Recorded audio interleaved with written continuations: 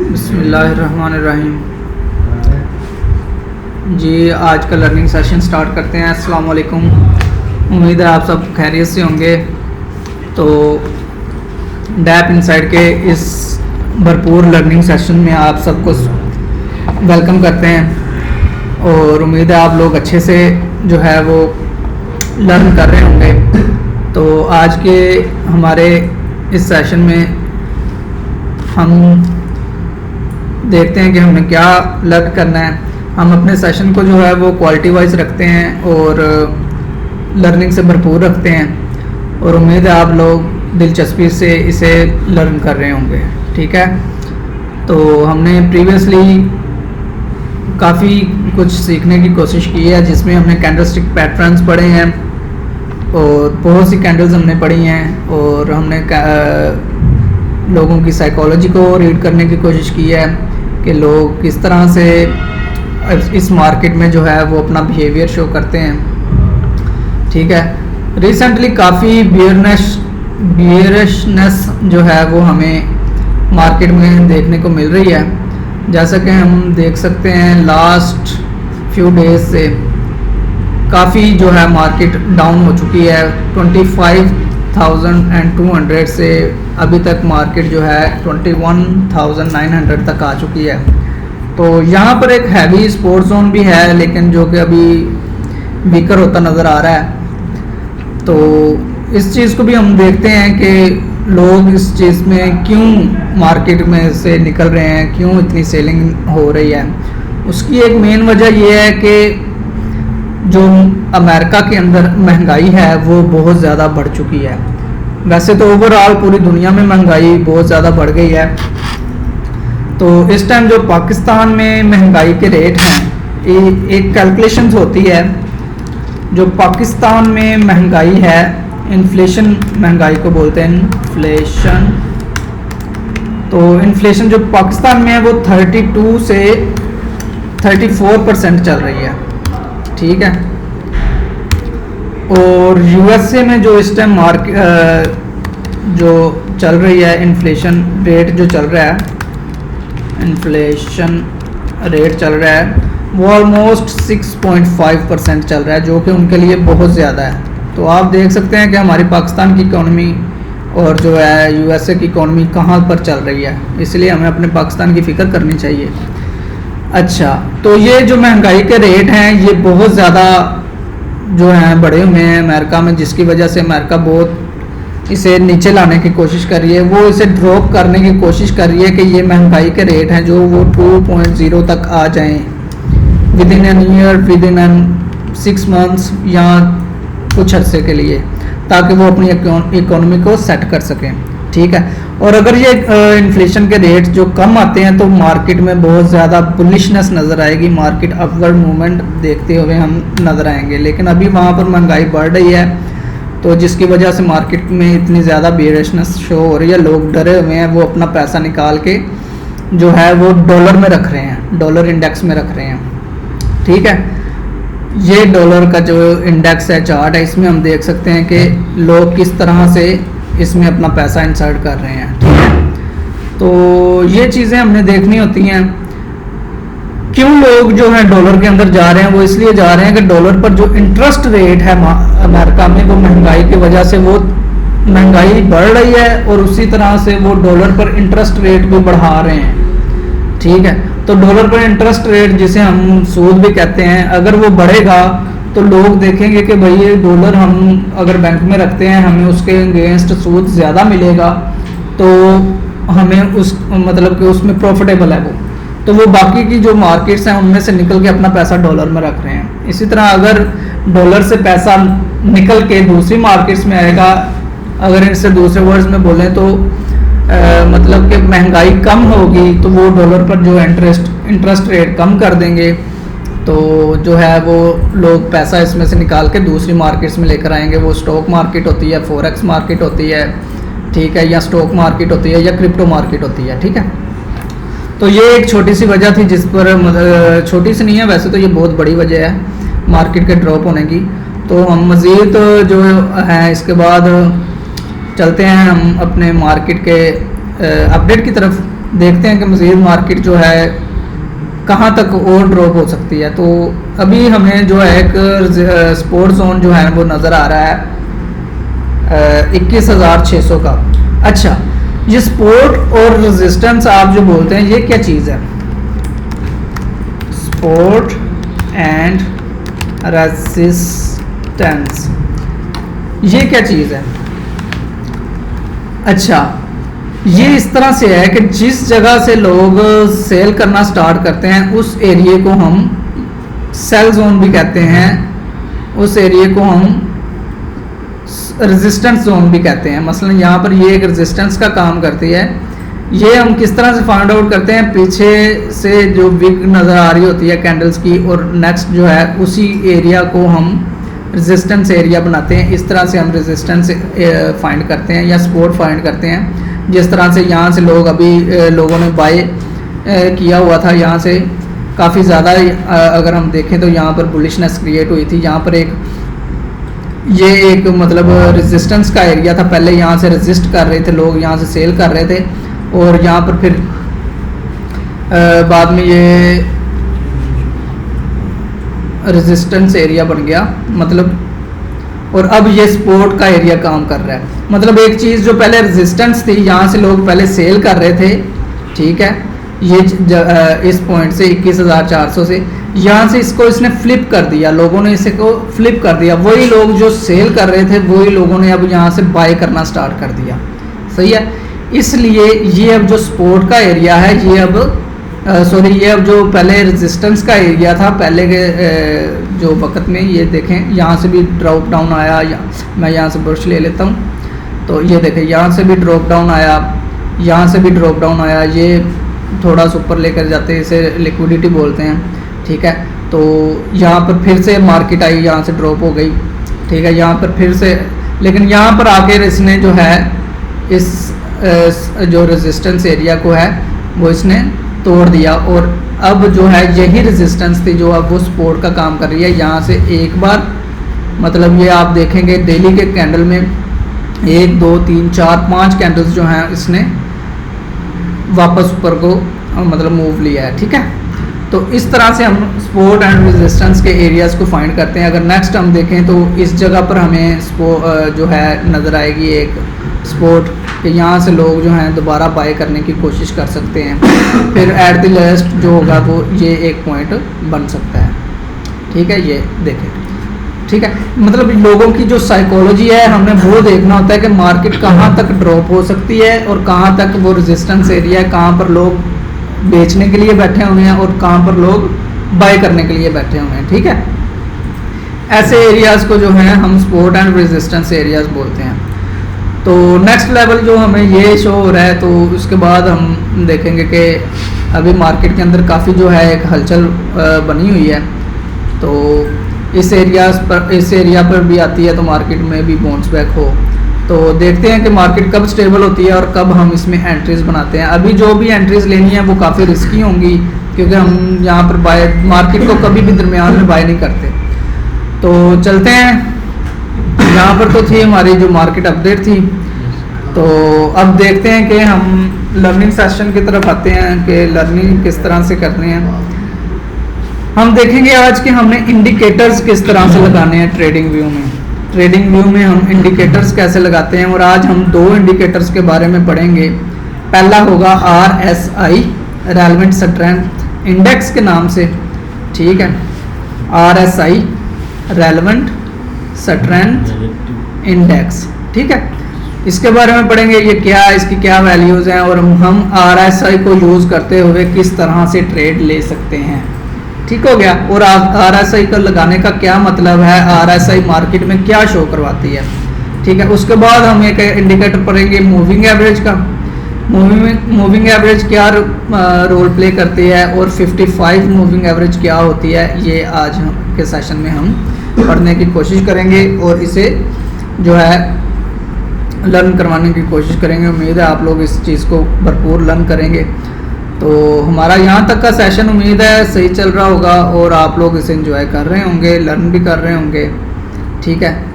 तो चलें बढ़ते हैं अपने लर्निंग सेशन की तरफ। तो मैं ये पहले ड्राइंग्स जो हैं वो रिमूव कर देता हूँ ताकि जो है आपको क्लियर नज़र आए मार्केट में चल के आ रहा है। अच्छा, तो यहाँ पर ये जो है इंडिकेटर्स के बारे में हमने फर्स्ट लेक्चर को जो था हमारा उसमें हमने पढ़ा था, जिसमें जो है ट्रेडिंग व्यू का ओवरव्यू हमने पढ़ा था। उसमें हमने ये चीज़ देखी थी कि ये जो है यहाँ से हम इंडिकेटर्स लगाते हैं, इसे हम क्लिक करते हैं। कोई भी स्क्रिप्ट वगैरह हो हमें खुद से अगर लिखनी है, आप अच्छे प्रोग्रामर हैं, ठीक है, अच्छा कोड लिख सकते हैं, तो आप अपने खुद से भी कोई ना कोई स्क्रिप्ट लिख सकते हैं और इसमें ऐड कर सकते हैं, अपना कोई इंडिकेटर बनाकर इसमें लगा सकते हैं, ठीक है। उसके बाद यहाँ पर टेक्निकल्स आते हैं, टेक्निकल इंडिकेटर्स आते हैं, ठीक है, फाइनेंशियल इंडिकेटर्स आते हैं और कम्युनिटी स्क्रिप्ट आती है, मतलब जो लोगों ने अपने बनाकर इंडिकेटर्स लगाए हुए हैं वो यहाँ पर वो शो हो रहे हैं ये सारे, ठीक है। इनमें से बहुत से अच्छे भी हैं, मतलब बहुत से लोग टेस्ट भी कर रहे हैं। आप भी अपना जो है कोई स्क्रिप्ट बना के उसको टेस्ट पर लगा सकते हैं, देख सकते हैं। तो हमने आज पढ़ना है रेलेवेंट स्ट्रेंथ इंडेक्स RSI। तो हम यहाँ पर सर्च करेंगे RSI, तो हमें पहले नंबर पर जो है RSI जो है वो नज़र आ रही है। तो इसे मैंने क्लिक किया इस तरह से, तो हमने देखा कि हमारे चार्ट पर जो है वो RSI अप्लाई हो गई है, यहाँ देखें तो, ठीक है, ये RSI जो है हमारे चार्ट पर लग गई है, सही है। तो ये RSI को हम किस तरह से रीड करते हैं, ये किस तरह से वर्कआउट करती है, मार्केट में क्या रोल प्ले करती है, वो हम देखते हैं। इसकी हमने सेटिंग्स में जाना है, ठीक है। सेटिंग्स में जाके मोस्टली RSI की यहाँ पर जो लेंथ होती है वो डिफरेंट होती है, 8 भी होती है, 6 भी होती है, 16 भी होती है। हमने इसे 14 करना है, 14 पर इसकी लेंथ रख देनी है, ठीक है। स्टाइल में आप अपनी मर्ज़ी का स्टाइल लगा सकते हैं कोई भी, तो मैंने इसे येलो किया हुआ है ताकि ये विजिबल रहे, थोड़ा सा इसे मोटा भी कर देते हैं, ठीक है। और दूसरा जो RSI की वैल्यू है इसे हम सेम एज इट इज़ रहने देंगे क्योंकि इसकी हमें ज़रूरत नहीं पड़ती, ये हम अगर ना भी लगाना चाहे तो इसे हम रिमूव भी कर सकते हैं, लेकिन मैं लगा रहने देता हूँ, कोई मसला नहीं, इसका होना ना होना एक जैसा ही है, ठीक है। तो ये चीज़ है, बल्कि इसे मैं जो है आप लोगों के सामने रिमूव भी करता हूँ ताकि जो है डिफ़िकल्टी ना रहे। इसे मैंने रिमूव कर दिया। अब आप देखते हैं कि एक ही लाइन है जो वो इसमें चल रही है। तो ये लाइन जो है क्या शो करती है, ये लोगों के अंदर ग्रीड और RSI जो है फियर, वो लोगों के अंदर शो करती है। फियर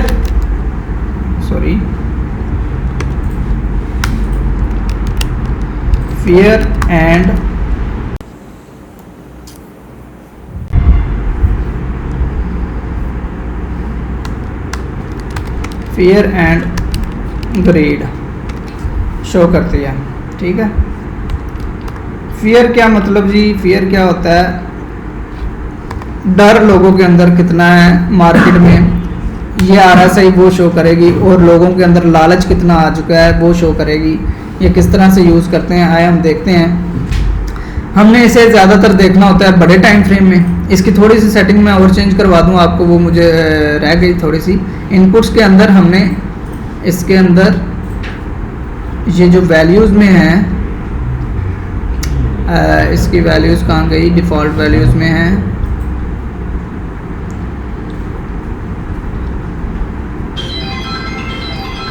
ठीक है। बिल्कुल इसकी सेटिंग ऑलरेडी जो है वो हुई है। इसकी सेटिंग जो है 70 पर अपर साइड है और जो लोअर साइड है वो 30 पर है, ठीक है।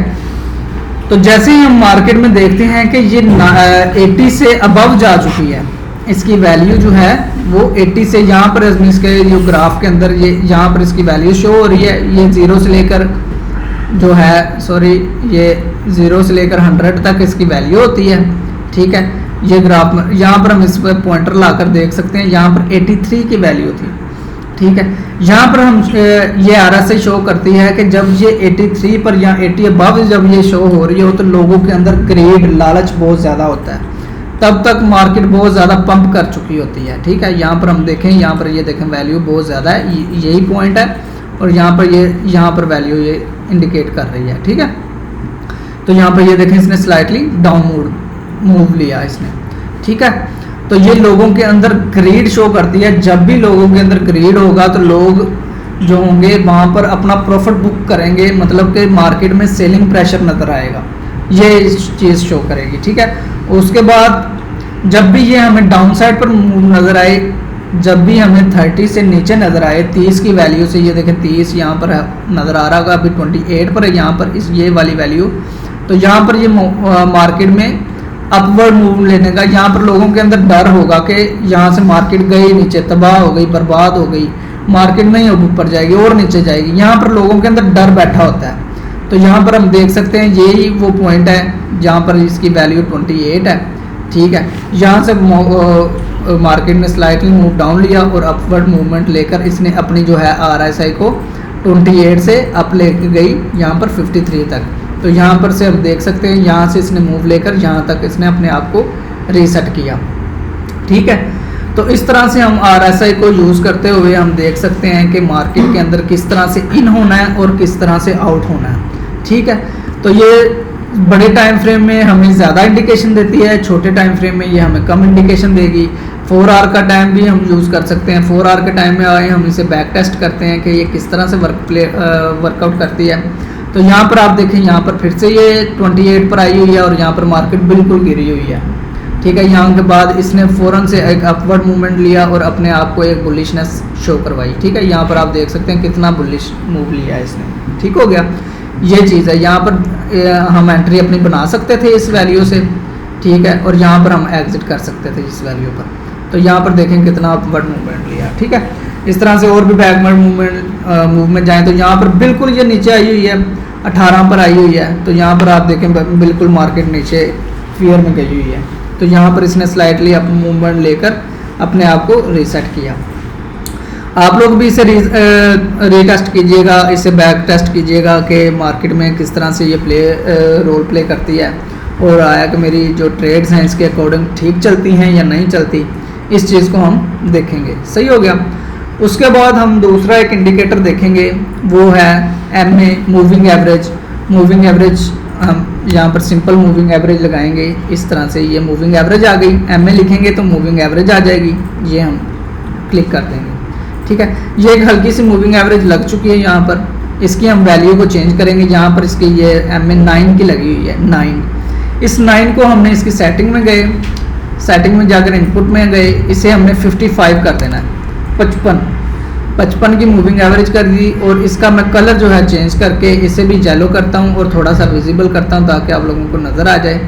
तो इस तरह से मैंने ये चेंज कर दिया इसे।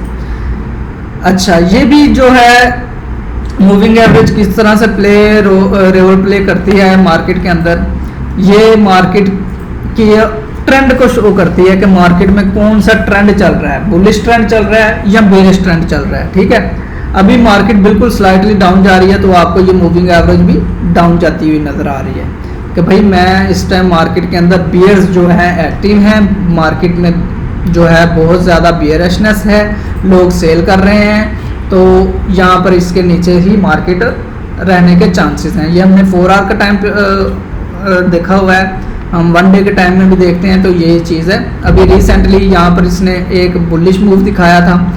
जब भी मार्केट इसके ऊपर होगी, मूविंग एवरेज 55 के ऊपर होगी तो वो बुलिश होगी, जब भी इसके नीचे आएगी तो बेरिश होगी। तो यहाँ पर अभी ये जो मार्केट है इसके नीचे आ चुकी है। इसके देखते हुए भी बहुत से ट्रेडर्स हैं वो जो प्राइस इंडिकेट करते हैं कि भाई इसके नीचे जाएगी, कहाँ तक जाएगी, कहाँ तक जाने के चांसेस हैं, ये चीज़ लोग देखते हैं। ठीक है, तो इसके नीचे डाउन, अब मार्केट इसके नीचे आई हुई है तो देखते हैं ये कहाँ तक बेरिशनेस शो करवाती है। आगे ये 20 तक जाती है या 18 तक भी जाती है। तो इसके पीछे से अगर हम बैक टेस्ट करें तो ये जब भी इसके ऊपर हुई है तो बहुत ही बुलिशनेस इसने शो करवाई है, जब भी इसके नीचे हुई है तो बहुत ही बेरिशनेस शो करवाई है। यहाँ पर देखें इसने इसे ब्रेकआउट कर दिया तो यहाँ पर इसने इतना बड़ा एक मूव लिया, इसके नीचे ही रही है। यहाँ पर हल्का सा इसने टच लिया फिर डाउन आ गई है। यहाँ पर भी आप देखें ये कंसिस्टेंटली जो है डाउन मूवमेंट में रही है। ठीक है, आप इसे बैक टेस्ट ज़रूर करें, इसे देखें और इसे समझने की कोशिश करें। मूविंग एवरेज 55 बहुत ही हैवी टूल है।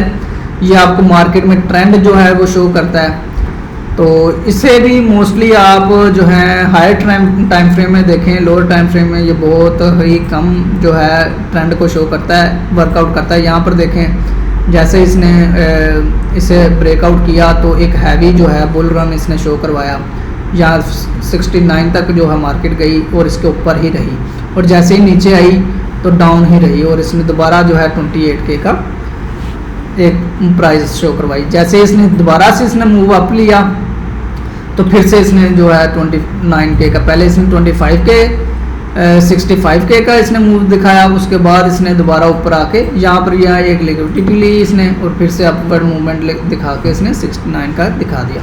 उसके बाद ये बेयर रन स्टार्ट हो गया, और यहाँ पर ये बिल्कुल अभी तक नीचे रही, हल्की सी मूवमेंट इसने ऊपर ली, ठीक है, और फिर उसके बाद ये नीचे ही रही। उसके बाद अभी ये थोड़ी सी अपवर्ड मूवमेंट इसने ली है, ठीक है, यहाँ पर इसने बुलिशनेस शो करवाई है थोड़ी सी, ठीक है, लेकिन उसके बाद अब ये दोबारा इसके नीचे आ चुकी है, जो कि एक ख़तरे की निशानी भी शो करती है। लोगों के अंदर फियर, डर भी फैला हुआ है। RSI भी इस टाइम जो है वो 48 पर है, जो कि ट्रेंड को शो करती है कि डाउनवर्ड मूवमेंट आ सकती है। तो इस ट्रेंड को देखते हुए ट्रेंड को अपना फ्रेंड बनाएं, ट्रेंड इज़ योर फ्रेंड। तो ट्रेंड के साथ चलेंगे तो हमेशा प्रॉफिट बनाएंगे। डाउनवर्ड मूव में हमेशा जो है मार्केट डाउन ही जाएगी, डाउन ट्रेंड में, और अप ट्रेंड में हमेशा मार्केट अप ही जाएगी, ठीक है। तो इस तरह से हमारा जो है लर्निंग सेशन जो है, आज के लर्निंग सेशन में हमने देखा कि RSI को किस तरह से ट्रेड करते हैं और मूविंग एवरेज 55 को किस तरह से ट्रेड करते हैं। हमेशा मार्केट में जब भी रहें आप 2 से 3 जो इंडिकेटर्स हैं उनको देख के अपनी ट्रेड को एक्टिव करें, ठीक है, और देखें कि आपकी ट्रेड्स कितनी सक्सेसफुल होती हैं। इंशाल्लाह प्रॉफिट और जो है प्रॉफिट जो है वो आपके नसीब का है, आपने लेना है, ठीक है, और अल्लाह पाक आपके भी नसीब अच्छे करे, हमारे भी नसीब अच्छे करे। तो लर्निंग के इस भरपूर सेशन में इंशाल्लाह हम नेक्स्ट सेशन में ज़रूर मिलेंगे। अभी थोड़ी सी बैटरी भी डाउन है, तो लेक्चर को हम यहीं पर समअप करते हैं। अपने लेक्चर को कंसाइज रखते हैं, शो क्वालिटी वाइज रखते हैं, और आपकी दुआओं के साथ इस सेशन को एंड करते हैं। खुदा हाफिज़।